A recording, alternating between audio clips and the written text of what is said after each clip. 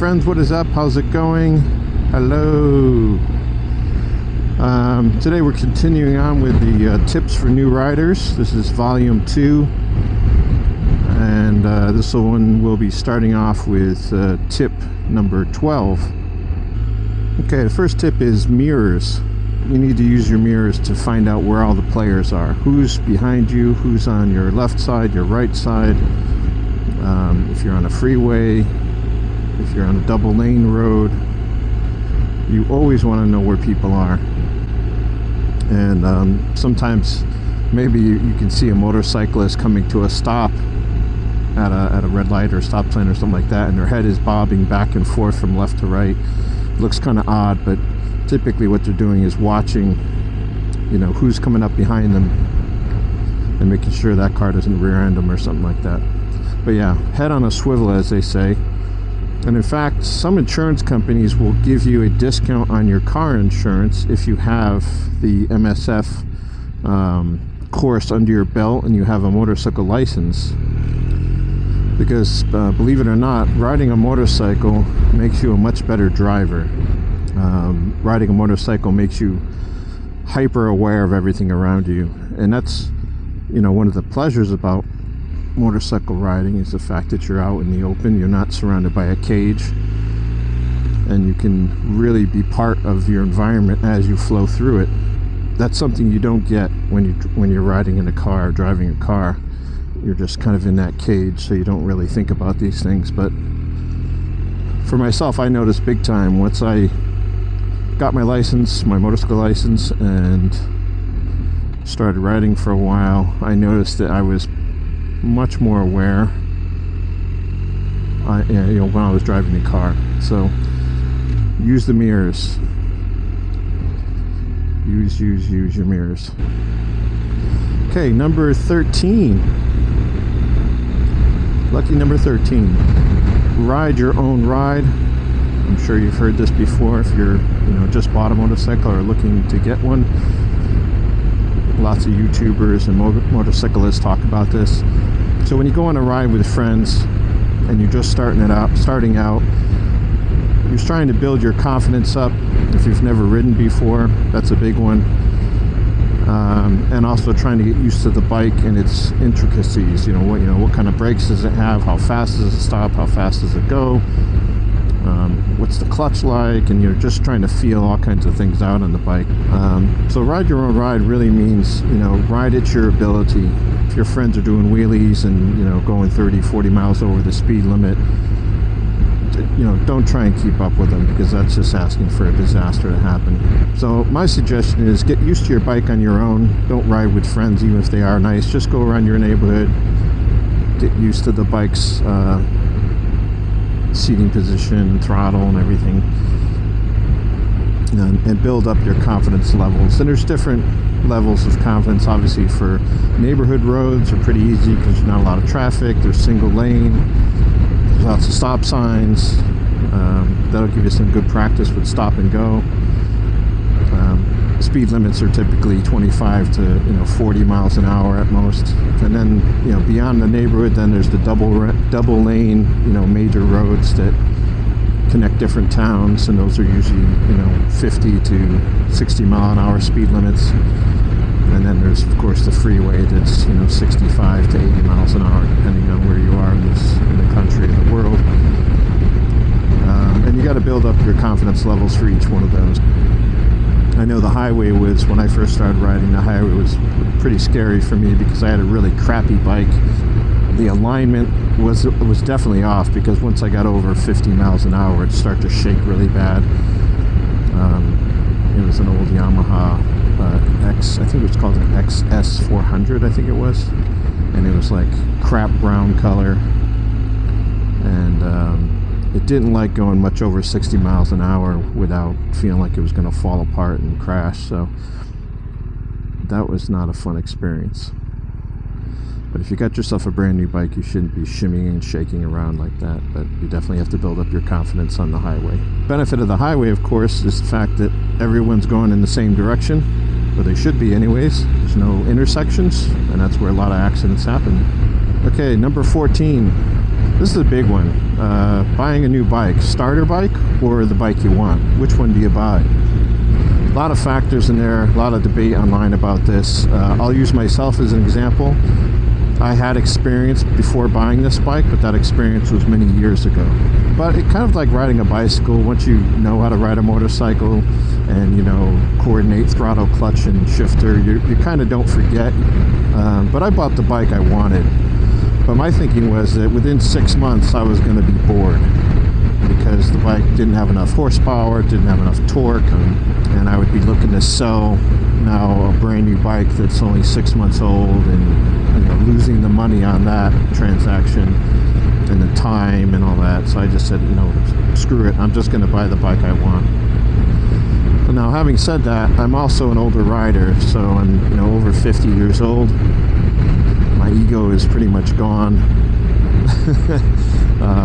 I'm not doing wheelies and burnouts and all this crazy stuff. If I was back when I was 20, if my ego of a 20-year-old dude would have let me, I think a starter bike would have been smarter, because I could learn how to ride it, throw it around, it's lighter. Less chance, you still can hurt yourself and kill yourself on a small bike, don't get me wrong, but less chance of you know, having the power of the bike get me in trouble. You know, more so I would end up getting myself in trouble. But yeah, it's just one of those things you got to think about. You know, just keep in mind, if you're, you know, a Harley person or a cruiser and you want, you know, a Harley or an Indian or something like that, you know, a bagger from those, you know, they're 800 to 900 pounds. That's a lot of weight to be learning on. Next tip, number 15, counter steering and counter leaning or counterbalancing. Counter leaning, counterbalancing are pretty much the same thing. Basically, it's, you'll hear people say, turn left to go right. And what happens, and this happens on a bicycle too, subconscious, it goes back to the first time you learned how to ride a bike, and that's why learning how to ride a bike is so difficult, because of the counter steering and the balance problem that little kids have. You got to learn that. Once you learn it, you kind of don't forget it.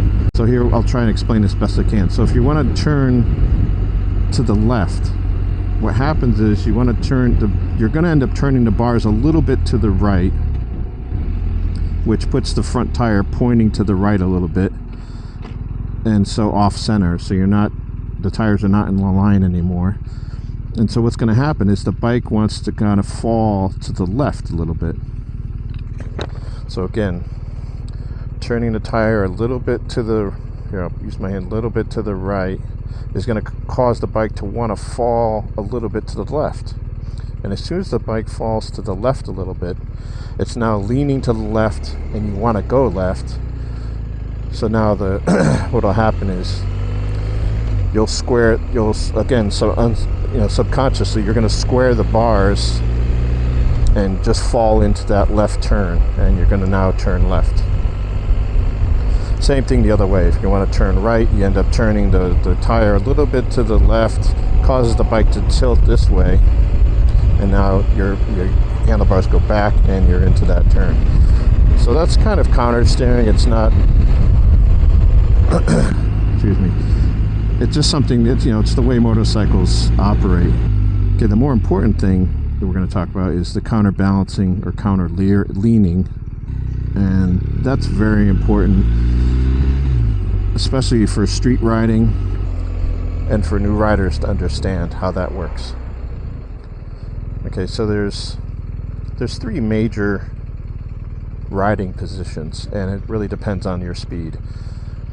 Let's start with the most obvious, is the sport bike and a track, someone riding a sport bike on a track. Of course, everyone's accustomed to seeing the guy leaning off, you know, if he or she is going into a, you know, left-hand hard turn, their goal is to get around that turn as fast as possible with as much traction on the tires as possible. And so what they're going to do is, you know, lean the bike to the left, but more importantly, they're going to hang their whole body off to the left too, you know, dragging their knee, and in some cases dragging their elbow almost. They go so low. And what that's doing is it's off-centering the center of gravity so that the bike can lean, but it's staying a little bit more upright, and the weight of the rider hanging way off to the left is keeping the bike from flying off the track to the right when they're trying to turn left. So if you're lean like this and you're going into a turn, the bike is gravity or centrifugal force is going to want to throw the bike, that way. So you're hanging way off this way to offset that so that the bike doesn't go flying off to the right. Especially new riders, don't try to lean off your seat or hang your cheek off the seat. There's really no need for it. Most riding on the street, we'll just take a look at me now if you can kind of see me. This is neutral position, which means your body is going to kind of stay in line with the bike. So when the bike leans a little bit to the right to go around a corner, you're just going to stay straight up and kind of lean with the bike a little bit, and you're just going to be in a neutral position, as they say. So again, I'm going around this little corner here. I'm staying upright. I'm not leaning my body. These little curves here, comes a curve up here. And let's see, I'll just go into this curve here. And the bike's going to lean a little bit. Lean a bit. But I'm staying completely upright. I'm not moving my body or anything like that. Your hips and your feet and your arms are just kind of nudging the bike a little bit so it kind of falls and leans in that direction. And that's a neutral riding position. That's the most common. You're going to be in a neutral position for 80 to 90% of your riding on the road. Now where the counterbalancing comes into play is, and I'm very familiar with this because I rode BMX when I was a kid, and what counterbalancing is letting the bike lean extremely to the left or to the right, but the rider stays in a neutral position. Meaning you let the bike lean underneath you and you stay straight. Now this is what's taught to motorcycle officers. They drill counterbalancing big time. And the reason for that is at really low speeds or even moderate speeds on the road like I'm going right now, counterbalancing is the fastest way to get the bike to lean and to really tighten up a corner. So you can see the motorcycle officers, they have competitions, they call them rodeos, to see who can get through an obstacle course, with cones as fast as possible. And those guys have some amazing slow speed skills, and they're using counterbalancing to flick the bike back and forth super fast underneath them. They're not laying their body off to the side, to the left or the right like a sport bike. And by leaning the bike, the further the bike leans, the tighter turns it can take.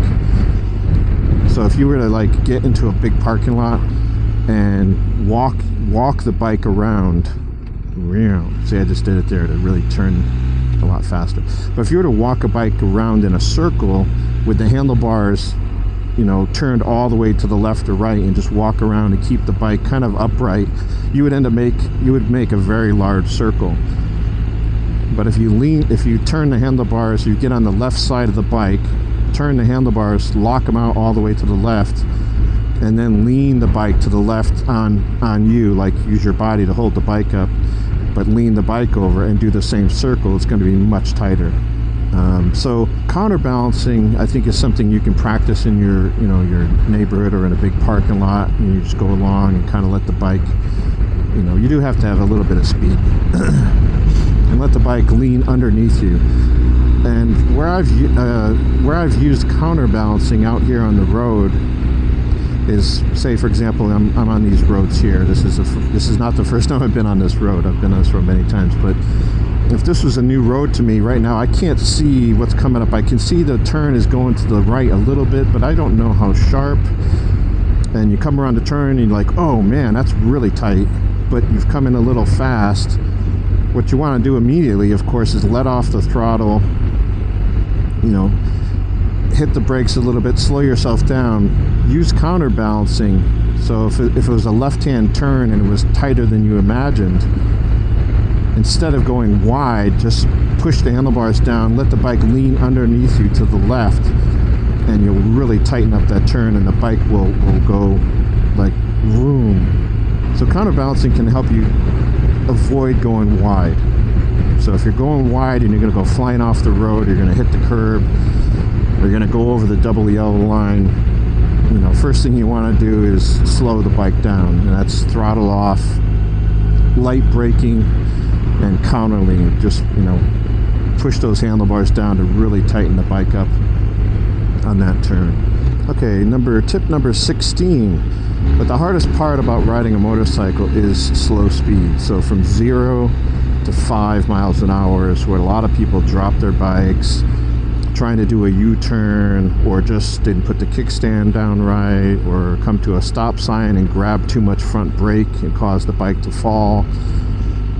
So that's really the hardest part of riding, and so that's why it's very important to find a nice big parking lot, or, you know, if you have a nice flat, you know, kind of suburban neighborhood that you can cruise around on and get used to riding slow. Okay, so now I'm in a parking lot here, and number 17 is just following up on 16, actually, talking about U-turns. So this is, you know, what you want to find. You want to find a parking lot. You can get cones. One of my friends has cones, and you lay cones out and you measure the distance, and I think a normal U-turn box is about 18 feet across, I believe. And if you can do that, then you should be able to do a U-turn in a road without hitting the, you know, the curb on the other side.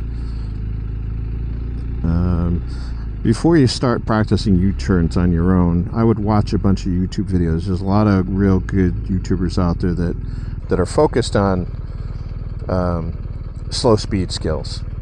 So like Moto Jitsu, and I mean, that's not all he does, but he's got a lot of videos about tightening up turns and U-turns and practicing in the parking lot. And then there's a few other guys that do all that. So check them out first, and just get some good tips about, you know, how should you do a U-turn and all that. MSF course, you should have went over that as well, but you might have forgotten. But it's really all about a little bit about body position and looking where you're going. And that's the most important part. Is like, if you want to turn to the left and you're doing a U-turn, is you turn your head all the way to the left and look at where you want to go, and the bike will follow you. The most important part, though, is to keep power to the rear tire. So that means playing with the clutch, keeping the throttle on. As soon as you lose power to the back tire, if you're going slow enough, you're going to fall. So to avoid that, get as much knowledge in your head from some of these YouTubers that are really good at that, and then go find a nice parking lot like this and practice, and start off big. I mean, I'm by no means expert on this stuff, but see, we'll just do a little donut here. See, I just got my head turned. Whee! But yeah, I'm not an expert at that, but I'm good enough that I don't have any problems, you know, in the wild, as I like to say, doing U-turns or getting out of situations. But think about a 800 or 900 pound bike. If that's your first bike you want to buy, and you want to go for that big old Harley, and you can't do a proper U-turn, and you're on a road that's a dead end, or something's happened for whatever reason, and you have to U-turn, and you cannot do an 18-foot U-turn on that bike, that means that you're, you know, once you start to go in that U-turn, you're going to end up, you know, if you keep going, you're going to hit the curb. And so what'll happen is you're going to have to do like a K-turn, and the camber of the road, of obviously the center point of the road is the highest part, and off to the left and right it slightly goes down, you know, for rain and water to go off into the gutter. So if you U-turn and now boom, you're at the curb and you have to do a K-turn, that means you're gonna have to back up a 900 pound bike slightly uphill, depending on, you know, some roads have really high crowns, or the top, you know, the center, which means it's steeper. You're not gonna probably have enough strength to back up a bike that weight on the street, unless you have a reverse assist gear or something like that. So on bigger bikes, that's where it's even more important that you got good skills for U-turning. I'll let you know that the first day I had this motorcycle, I went down a street. There was a dead end. They were doing construction on this new neighborhood. I went down, saw that. I got the bike all the way over to the right as far as I could, and I was going to do a U-turn to the left. This is a brand new bike to me. It was the first day I was riding it. I went into the U-turn. I downshifted into first gear. I heard and felt the clunk. Let the clutch out slowly, gave it some fuel to pull yourself around the U-turn, and all that happened was this. I was in neutral, so the back tire had no power. I went down. First day I had this bike. I didn't get hurt. The bike just got a couple scuff marks on it, luckily, and that was it. But practice U-turning and get all the information inside your noggin before you get out on that parking lot. And start big. Start with huge U-turns, huge donuts. Okay. Tip number 18. Front brake.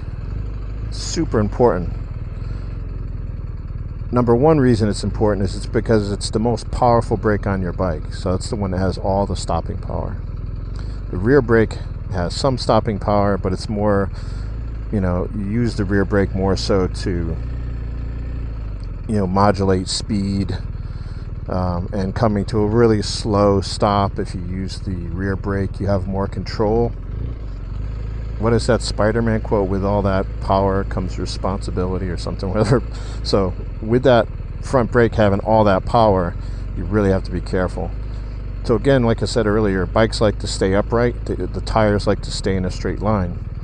So if I grab the front brake right now really hard, I'm just gonna stop hard, and my feet, or my, as I like to say, my landing gear go down, and it's not a big deal.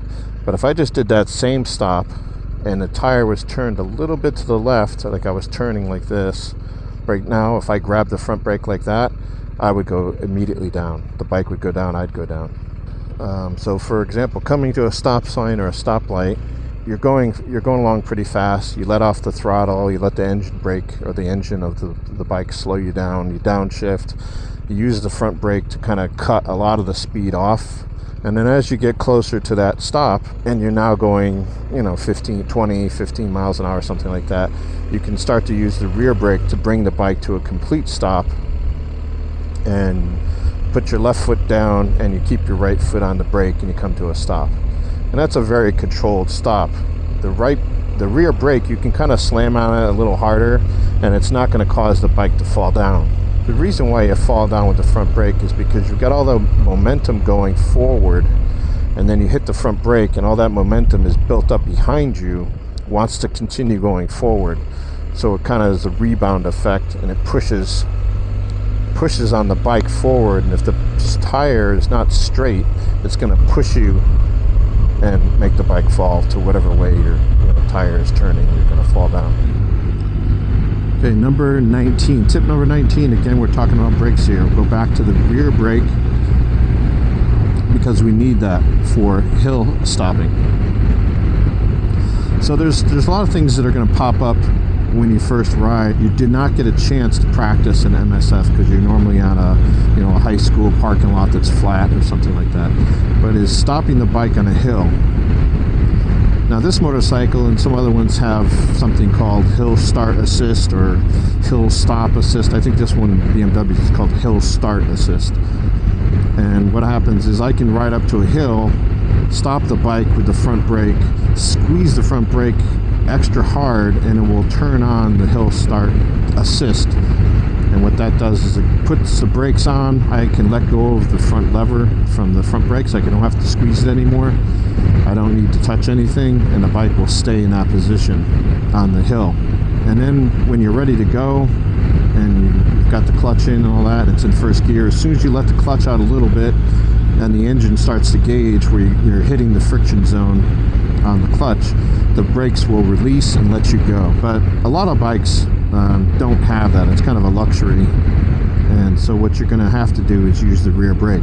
So you come up to the hill, to the stop sign or stoplight, you've stopped the bike using your front brakes, you've got your clutch in, you're in first gear.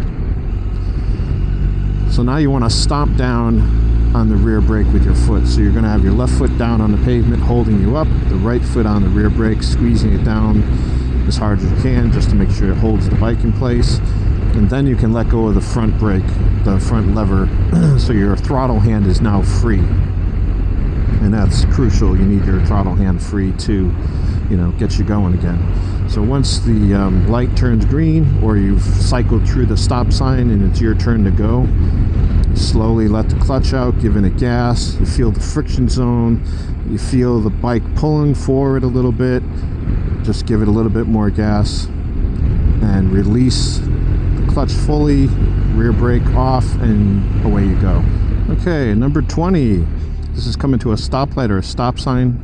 So when you come up to a red light or a stop sign, you don't want to stop directly behind the vehicle in front of you. You want to stop off. See, in this case, I'm going to stop a little bit off to the left because that's my escape route. If someone comes behind me and they don't stop, I can shoot right through this little, along the left side of that pickup truck in front of me. I'm also leaving about 2 bike lengths in front of me free. And then I'm going to sit here and I'm going to watch my rearview mirrors and just make sure that someone comes behind me, that they see me. I'm tapping my rear brake so that it flashes. Let me open this up. And of course, when you stop, you want to be in first gear, have the clutch in. Here comes this truck behind me. I'm tapping the rear brake, All right, I can see he's slowing down. So you don't want to come to a stop and come right behind the car in front of you and then put the bike in neutral and then sit up on the bike and relax. Because if the car is going to come behind you, rear end you, your bike's not in gear, so you have no way to get away or go anywhere. You also are right behind the car in front of you, so you don't have an escape route other than the back bumper of that vehicle in front of you. And if that car behind you doesn't stop, they're playing with their phone or whatever, and they don't see you, you're going to get squash bananaed. So the tip I just told you about stopping at red lights and stop signs, getting your bike in first gear, come to a stop, hit your rear brake a little bit to make the flash go off and on. Those are all habit forming, and the more you do those, you'll notice that when you come to stops, you're always in first gear. You're ready to go no matter what. And sometimes, like if I'm coming up to a red light like this and I'm slowing down, get ready to stop, and before I stop, the light turns green, I don't even have to put my foot down because I'm already in first gear, and I just let off the clutch and look both ways and go along my merry way without putting my feet down. But a lot of people, they'll put the bike in neutral, they'll coast to a stop, or they're in second gear. They haven't got the bike into first gear before the stop. They're not going to be able to do that. They're going to have to, stop the bike, put the bike in gear, and then take off. Okay, so tip 21. So I just got home. Kickstand. Gonna put the kickstand down. So you're gonna grab the front brake so the bike doesn't roll around. Kickstand down. Lean the bike. Turn the handlebars. And then what I do is this last little bit here is I pull the bike backwards a little bit, like that. That's just to ensure that the kickstand is extended all the way around, all the way out. Just keep in mind, if you do that in your garage, you might scratch the floor a little bit. But I do that mostly when I'm outdoors. If I'm in a parking lot that has sand or gravel, dirt, even just a normal parking lot, I always pull my bike back a little bit just to make sure the kickstand is all the way extended out. Because the last thing you'd want to do is it's not extended all the way, and then you try and get off the bike and the bike falls over on you, or you walk away from it and someone bumps it and it falls down. So always make sure your kickstand is all the way forward, extended out as far as it goes. And by pulling the bike back a little bit, it'll push that forward and make sure that happens. So that's it for this episode, volume 2. And any of you guys out there that have any suggestions for more tips, I know there's a lot of people out there that are more experienced than me. So make sure, leave a comment and let me know what your tip is. And we're looking forward to volume 3. So again, this is a living document, or living video. It's just going to keep growing over time with tips that I learn or people tell the channel, and I'll put them on there. So thanks for joining, and we'll see you next time. Later.